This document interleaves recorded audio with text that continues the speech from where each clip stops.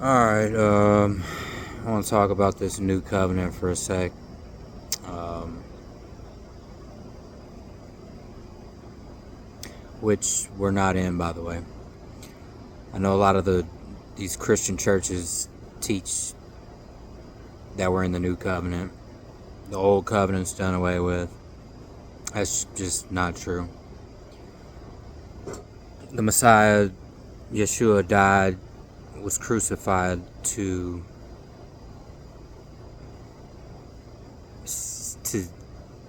refresh the covenant. He refreshed the covenant, right?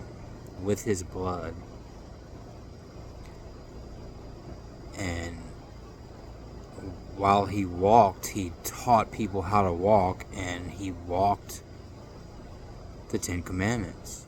The Holy Covenant. He is the Holy Covenant. He's the walking, breathing Torah, and which is the law. He is the law, and he is alive and well, and the law is still in effect. It's not done away with.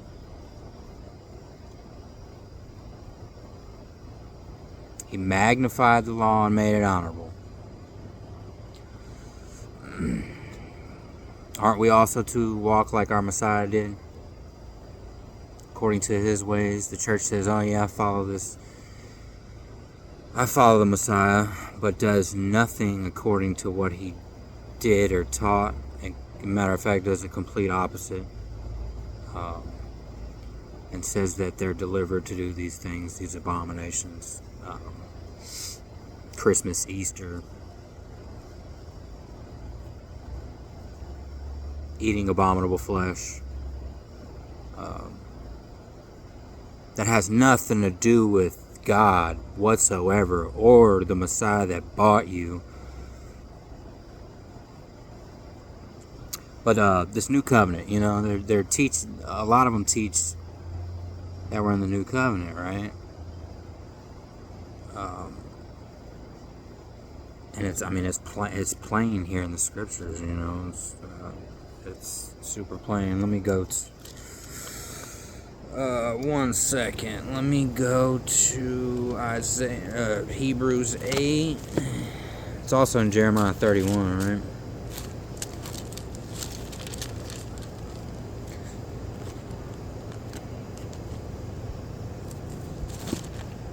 Hebrews 8.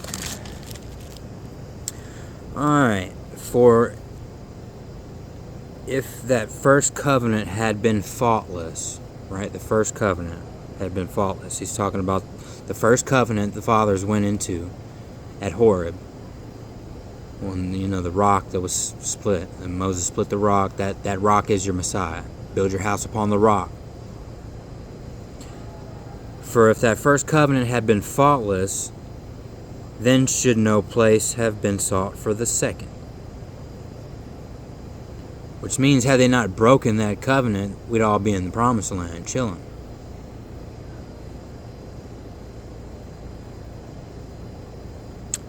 For finding fault with them, he saith, behold, the days come, saith the Lord, when I will make a new covenant with the house of Israel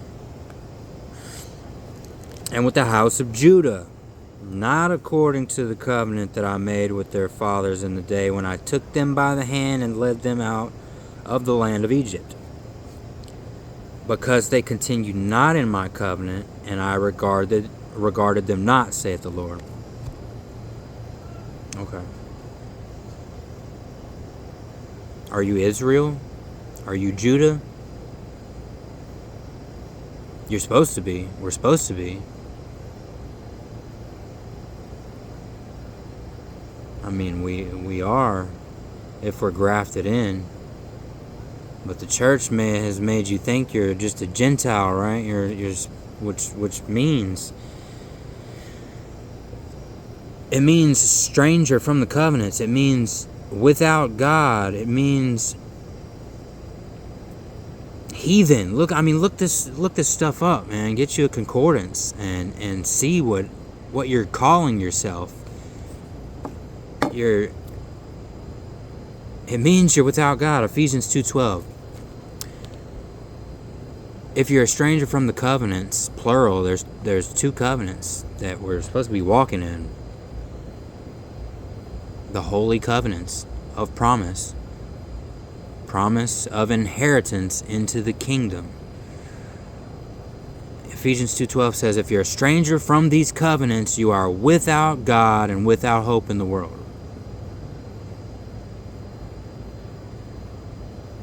It means if you're not keeping the rainbow covenant, there's still a rainbow in the sky, which symbolizes a covenant, right? There were commandments attached to this that people aren't following, which means they're not heirs according to the promise. They're not following the Ten Commandments, which means they're not heirs according to the promise. It means you're not of Abraham's seed because you're not grafted in. That means you are a Gentile. Because you're... And you don't want to be that. That means you're a heathen. Lawless. It means you're lawless. These words are synonymous. Gentile, heathen, nation. It means you're a heathen nation and you're a stranger from the covenant. That means you're not part of Israel.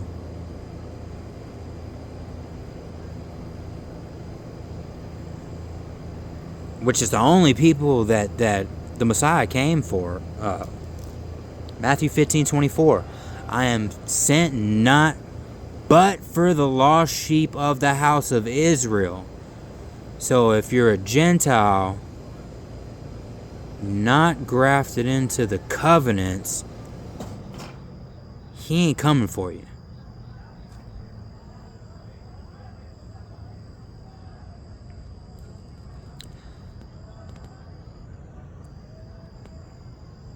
Verse 10, Hebrews 8, verse 10. For this is the covenant that I will make with the house of Israel after those days. What days? Those days of the latter days. I will put my laws into their mind and write them in their hearts. And they shall not teach every man his neighbor and every man his brother, saying, know the Lord, for all shall know me. I don't know what world you're walking in down here, but I don't really see anybody that's not trying to know God. We're still trying to figure out how to know God down here, and we're all going about it in the wrong freaking way. On the wide path, on the left or the right, on the Greek or the side or the Jew side, right? The Greeks are these Gentiles going to Sunday church, breaking the fourth commandment, along with all the other ones. And your Jews are the ones keeping sacrificial law, which was what was the commandments contained in ordinances. That's what was nailed to the tree, right? It's completely separate from the commandments. It's called the law of sin and death because it was born out of sin, out of transgression of the covenant. This is the definition of sin, right? Transgression of the law. If there's no law, what reference do you have for sin? That people don't even know what to repent from, because they don't know they don't know the law.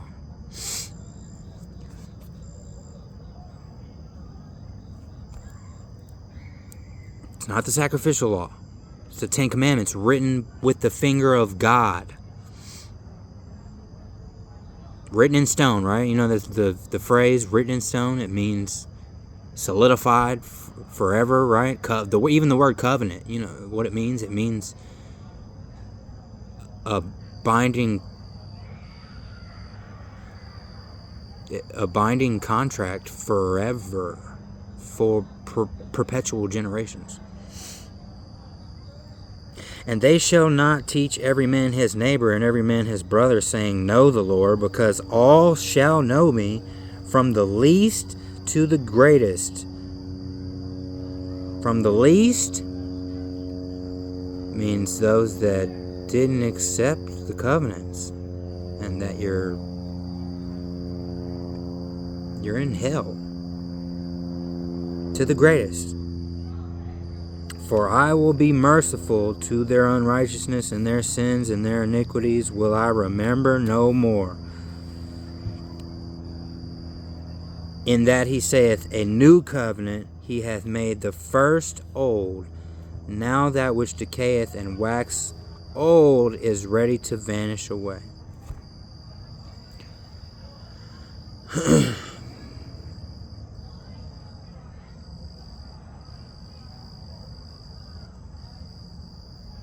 Your pastors are leading you astray. They're scattering the sheep upon every high hill. And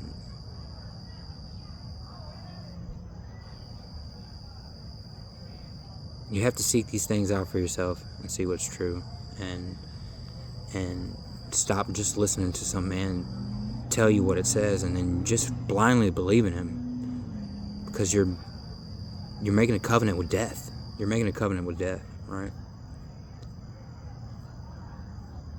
And I mean, it's just as simple as this. If you don't know the word for yourself, like if you haven't even read the whole book and studied to show yourself approved and sought these things out, you don't even have a relationship with God. You don't even... How do you figure you have a relationship with God? For one, if you don't keep his commandments. 1 John chapter 2, verses 3 through 4. Hereby we know that we know him, when we keep his commandments. He who says, I keep his commandments. He who says, I know him, and keeps not his commandments is a liar, and the truth is not in it. He who keeps his, the next verse, verse 5. He who keeps his word, verily is the love of God perfected in him.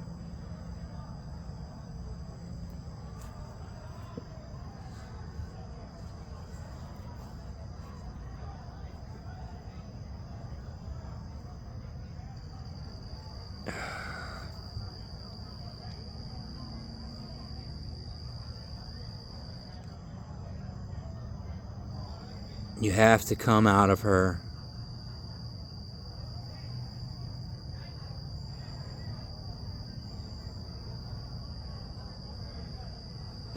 You have to stop. You're fornicating with the world, right? This is why he calls us whores. Spiritual fornication. We're mixing the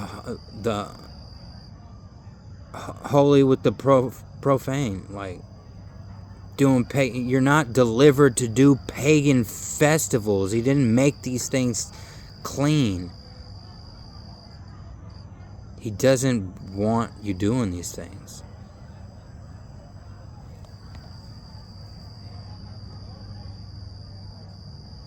You're serving idols and you're saying it's for God.